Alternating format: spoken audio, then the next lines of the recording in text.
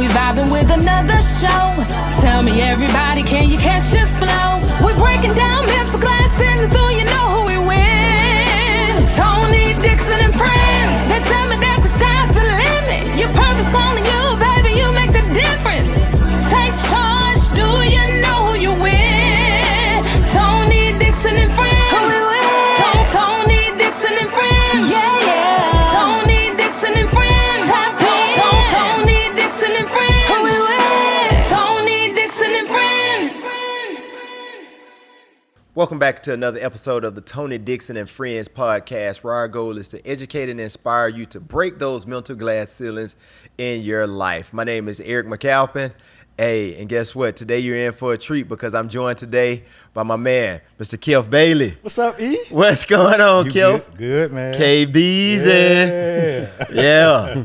And then I'm also, of course, joined by big brother, Mr. Tony Dixon. TD, what up? What's going on, big guy? Man, life is good, man. Yeah, let's keep it good then. Life is good, man. Hey, I want to open up, before we get into our conversation, I want to open up and give a couple of shout outs and just reflect on some of the conversations and feedback that we've been receiving from some of our viewers and listeners.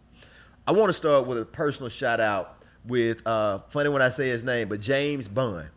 James Bond is one of our subscribers and major supporters. He's always following and posting our stuff on Facebook as well as on YouTube.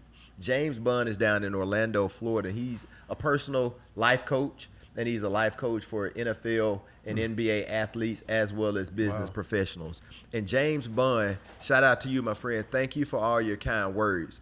James has sent me messages on a daily basis to talk about how these conversations that we're having are needed. There have been some conversations that he's reflected on in his life, and he's also shared it with his ministry group that he's a part of. And he's shared these conversations with so many other athletes that he coached and as well as mentor. Thank you, James, for all of your support. Absolutely. Super awesome. Well, hey, man, I just want to shout out that I think Eric, your entire family and Kecalf family is on there talking about, look at Cuz. So I love to see the family jumping in on YouTube, giving those comments. Obviously, it's great when family sees that support coming from there. And I will tell you, just from people at work, I think what gets me more than anything, so many people at my job, definitely want to give a shout out to those that work at PepsiCo in Plano, Texas, that walks up to me and say, hey, we see what you're doing. We appreciate what you're doing and keep doing a good job. So really appreciative when we say that. And I'll give a shout out to one person, Tony Allen. You were one that talked about, definitely how you were able to relate to the father situation when we talked about the power of presence. So definitely appreciate you and your support, my man. Yeah, no, I'm riding a high right now. We just wrapped up a meet and greet, and while we were there, a gentleman by the name of Chris pulled me to the side, and he talked to me about the episode where I opened up to talk about sharing my NFL experience with my son, and he said that unlocked something in him to talk to his kids about when he played in the band, and he just said that was just such a valuable moment, and it was sparked by watching our episode here. So that was very meaningful to me. Now, Kecalf, I appreciate you for giving a shout out to Chris, but I want to roll it back real quick. How does it feel for a Bama guy to give a shout out to a Georgia Bulldog? He ain't tell me that. Take all that back. Take all that back. Come on, man. We're gonna cut that whole piece out. We're gonna cut that out. Yeah, but Chris Chappell, he's used to be in the Georgia Bulldog band, and he oftentimes shares that feedback with you. So thank you, Chris, Tony, Tanya, James Bond, for all of y'all's support. Thank y'all so much, man. Today, I want to have a conversation. Yeah. But I think the way we want to have this conversation is something that can be applicable to anybody and everybody from whatever phases of life that you're in right now. Man, woman, boy, girl, young, old, rich, or poor. Have you ever found yourself in a position where you delayed doing something, when you found yourself procrastinating. When you think about procrastination, it's the act of holding back and not willing to do anything, whatever that is. And I want to be clear when we start this conversation. Procrastination, I'm not saying that we're procrastinating on doing things bad. I'm not thinking we're procrastinating on doing things well, because it can go both ways. We can procrastinate on doing things that are going to improve us, as well as things that can slow us down.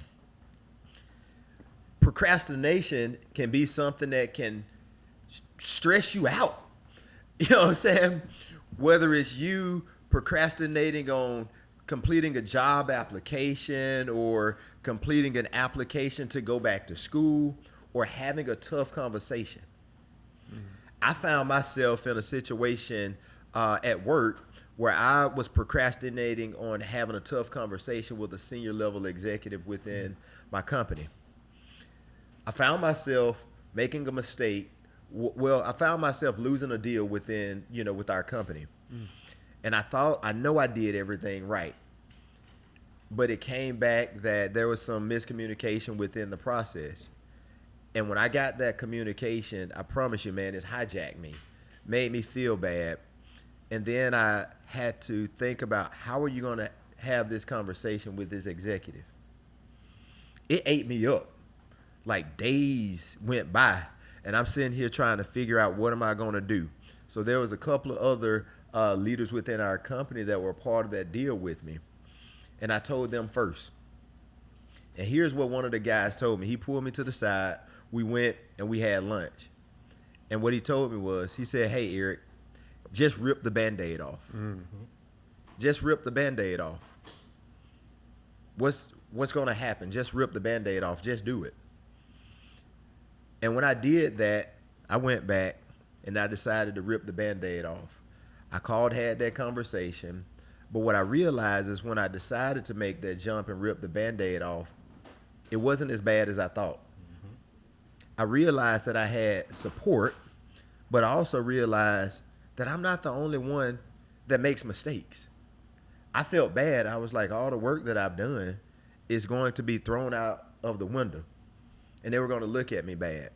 But I realized that all of the work that I did led me up to that opportunity to give me the credibility, because what I did know is I didn't do anything illegal, unethical, rude, or disrespectful. I just made an honest mistake. And I was so thankful that he told me that. Just rip the Band-Aid off. Just rip the Band-Aid off. And I did it. Yeah. No, man, this episode, it's hot over here right now. It's hot because this is a topic that first you have to know yourself and understand yourself when it comes to understanding how you make decisions, why you do certain things. And so I understand myself that knows that this is one that I'm going to have to always sit with and work on from a procrastination standpoint. And the reason I say that is long ago we did this social style analysis, and I fit into a category that was an extreme analytical. Now, most people, when they think about analytical people, they think about, hey, they're a master at spreadsheet. It's not that. But what has to happen with people who are extremely analytical is they have to connect the dots. It has to make sense to them before they take a step to move forward, right? So there's a lot of great things in that, but one of the drawbacks to that is that you're going to overanalyze things before you take a step at times. And so I understand that that's something with me, is that there's at times where it's paralysis by analysis, right? Yeah. Because I'm sitting there analyzing things, I'm thinking through the what ifs, and it causes me to be slow sometimes to make decisions.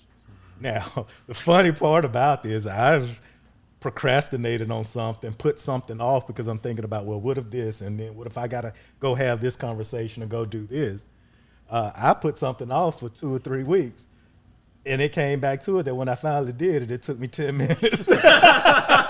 So really, man, this is one of those things that, I always have to be like, okay, well, Kecalf, just look back to the last time, and it really wasn't as bad as you thought it was going to be. So just like you said, rip the Band-Aid off. Just go tackle it. Just go do it. Yeah. Man, that's pretty awesome. First of all, you stole some of my shine on this because I actually am high analytical as well. I didn't know that part.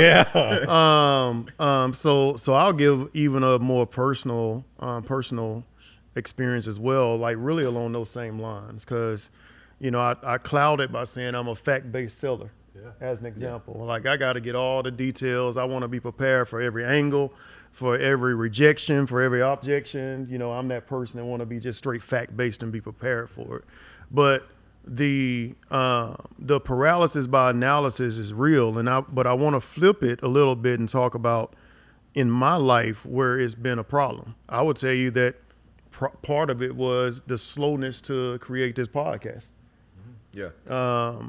This is something that vision was given to me a long time ago, but the fear of how to go about it, and will anybody want to listen to us, or will anybody want to hear my voice, stop me from it. But let's fast forward to even right now, and probably by the time this show air, it'll be a different story. But it's also been on my heart to write a book for a long time. And I will tell you, dating back to my late father-in-law, I'll never forget sitting in the kitchen, and this had to be probably around 2012 or 2013, where he was telling me, like, man, you need to write a book.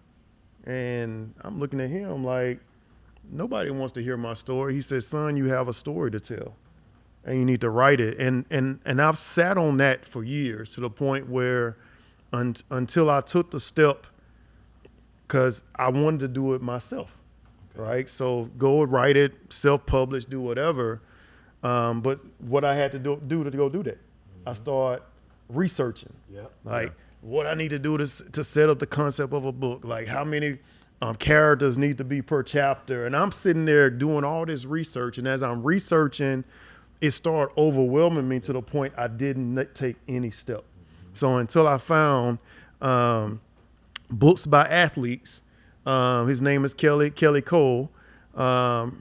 I saw his advertisement online, and I saw there that this was a person who had experience in helping athletes like myself put out their story. So guess what? It required a financial investment. Mm-hmm. Now, when I made that investment, guess what? Yeah. Hey, it's go time now. Down. But I'll tell you, even through the process, and right now, as the book is in editing right now, but even through that, I've still kind of delayed as I get to different stages of this process, because now after I get the book written, now it's going through editing. Now I need to look at it again. Guess what? I'm going right back and overanalyzing again versus taking the next step. And I'll tell you, the day that this book get on the shelf somewhere, I'm gonna be so happy, because because now the goal will be achieved for sure. But I want to go back and rewind, but jump into what you said. You said when the book goes on the shelf, you will be happy. But before that, talk about the experience and the anxiety that you feel when you're trying to overanalyze. I'm like, Kecalf, you said you delayed something for 2 to 3 weeks. You know what I'm saying? And you think about it, Tony, you've delayed having the podcast and a book for months, if not decades. You know what I'm saying? That's what I'm saying. Not longer than that. But in our space of talking about creating, comfortable conversations, let's go there. Talk about the anxiety that you feel and the stress that you feel, because it's like you're about to go and be David versus Goliath, and you think you're about to go and tackle something so big, but it's really not that big. Why do we stress ourselves out like that? Yeah, no, it's an interesting way that you put it, but the approach I want to take with it is it is a lot of stress. It's a lot of anxiety. Because you constantly think about it. You know that I got to do this. You know that that's sitting over there for you to do. And the more that you let it go on, you're constantly operating in a deficit, right? Come on. Constantly. Because, now, guess what? The longer you delay that, there's other things that's coming on that you got to do. And so it just piles on. And so, but when you get to that point where you're just able to take care of it, and you get to a point. I mean, we'll never feel like we're totally caught up, right? That's just the constant rat race there. But the more that you self-impose, that you allow it to pile up, yeah, it creates tons of anxiety. And so you just have to put those practices in place to make sure to say, hey, you know what? I'm going to clean this up. I'm going to go ahead and tackle this. Let me take the toughest thing, the things that stress me out the most, and let me take care of that first to get it done. But no, you're right. A lot of stress and anxiety. But we talk about stress and anxiety and things that can be like difficult conversations. But you talking about not wanting to have an expressive, positive conversation and do something good. Yeah, it has nothing to do with good or bad. I think at the end of the day, whether, if you're going to do bad, you want to do bad all the way. You want to do good, you want to do good all the way. I think, that happen to be wearing a shirt that's very telling to the time. It's, one of the things that's helped me through having conversations through executive coaching and having some therapeutic topics has been the balance of progress over perfection. Because going through this process, what I found out was I was a perfectionist. And this is something that really went all the way back to my childhood.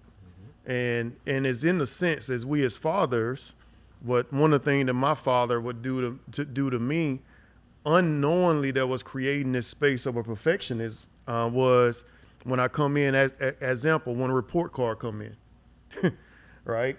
And the first question that was asked, like, how'd you fare? You expecting straight A's. If I don't get the straight A, it got a B.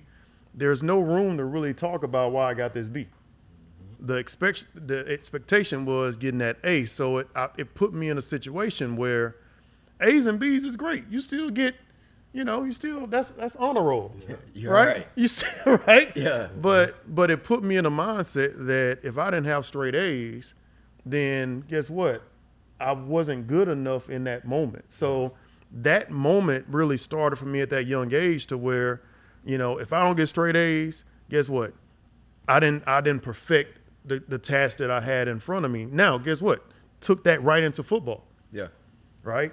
And football now, in a situation where you go to practice, you're filmed. Right after practice or the next day, you come in and you're looking at the tape, and that coach is going to find the smallest detail to talk to you about how you need to perfect that. Or guess what? If you had put your foot this way, you would have broke a little bit. If you had used the right hand, you might have tipped the ball. All of those details go into it. And I was being hardwired again that even in those moments of, even if I made a good play, a lot of those coaches would say, but you would have did better if you had used the proper technique, which goes back to feeding into my perfectionism, which seeped out into my life of everything from being a father, from being a brother, to being a son, to being in corporate America. It seeped out to that spirit of perfectionism. But I want to go back when you talked about that coach. There's going to be individuals that come into our lives that may make us feel a certain way, and it's going to force you to question yourself like you did. But I want to shift it and talk about the power of community, because you talked about, Tony, when you decided to do the podcast, write the book, same thing. When I started out with my story, I went out and solicited help.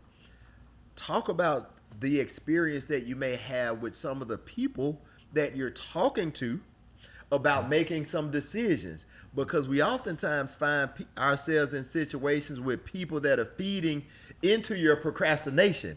And some people might be feeding into your procrastination for a couple of different reasons. I don't want to say this out loud, but they might be jealous of you and they don't want to see you succeed. They don't want to see you improve yourself. So they're going to do everything to feed that doubt into you. Because they're feeding that doubt into you, you're not going to fill out that job application. You're not going to apply for that grant or that loan to open up that business. You're not going to put in that application to go back to school. You're not going to want to start that podcast. Let's talk about the power of community, and how does community and the people you surround yourselves with aid in your procrastination?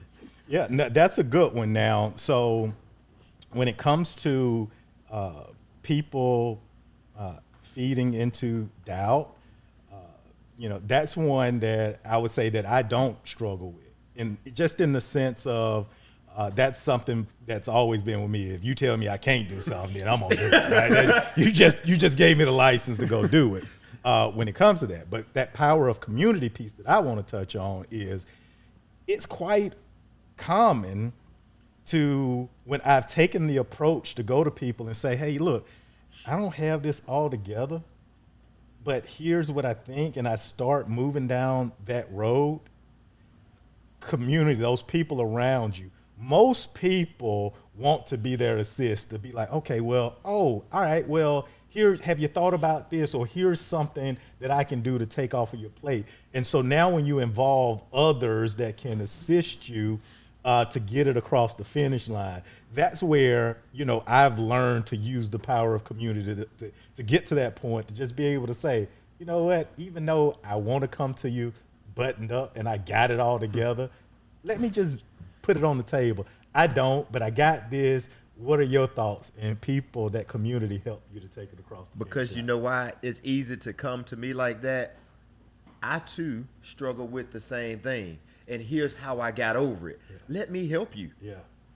Let me help you. Mm-hmm. Opening yourself up to getting help is something that'll be good, because like you said, once you open up, hold on, Tony, you found yourself with so much support around you when you decided to make that decision to do X. Yeah. Mm-hmm. A lot of times the resources are right there in front of you. This is a living testimony. I mean, the fact that we're sitting on this couch, the fact that you're viewing us right now, the fact that we're having this conversation is that testimony, right? It's the community. But I want to also go back to something that's very common as well. I hear from male, woman, young, old, doesn't matter. It's the improper use of move in silence, right? Like, you have a whole lot of people that talk about you got to move in silence, but if you're moving in silence in something that needs a community to help push it, guess what? You're not going to go anywhere. Okay.